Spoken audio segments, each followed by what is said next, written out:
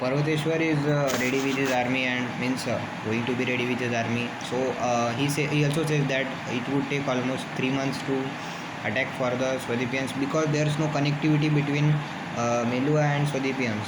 So they would have to get some alternatives maybe through underground. That's not said. I am just assuming that there could be possible other options too. So and there's a discussion between Shiva Parvateshwar about the things about the war means they first of all there's the thing that Shiva suggests two things that there should be arrows means arrows attack.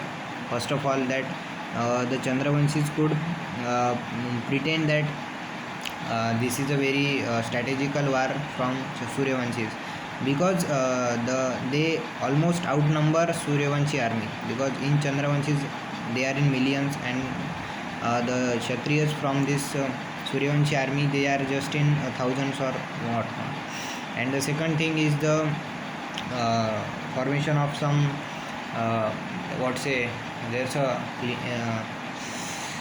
there's a formation of army that's a rectangle shape formation and that's going to be very effective. So that also was idea of Shiva. And at last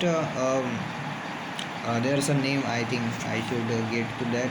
Drapaku was the name of Vikarma that blessed Shiva for the same thing. For more than 4 to 5 chapters back there was a chapter named Blessings of the Impure, that is the Vikarma. Shiva had already bypassed that law that nobody is termed Vikarman for sake, he doesn't accept that rule, and so the Meluans also.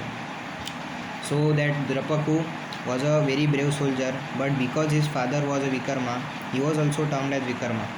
And then there were two brave people, that is their names was Vidyun Mali and Maya Shrenik. So they were also present for this whole discussion. And the Vidyu was in opposition for the fact that Vikarma shouldn't be fighting for the Suryavanshi army. Then that second person just says they are just friends, they two are friends, and first of all Vidyu is in that what say angry mood, and he just is going to explain that Vikarma is not going to play any role in this war and it should be shame for he himself.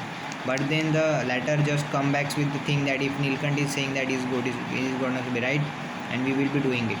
So and this comes to the end of the discussion and end of this chapter also.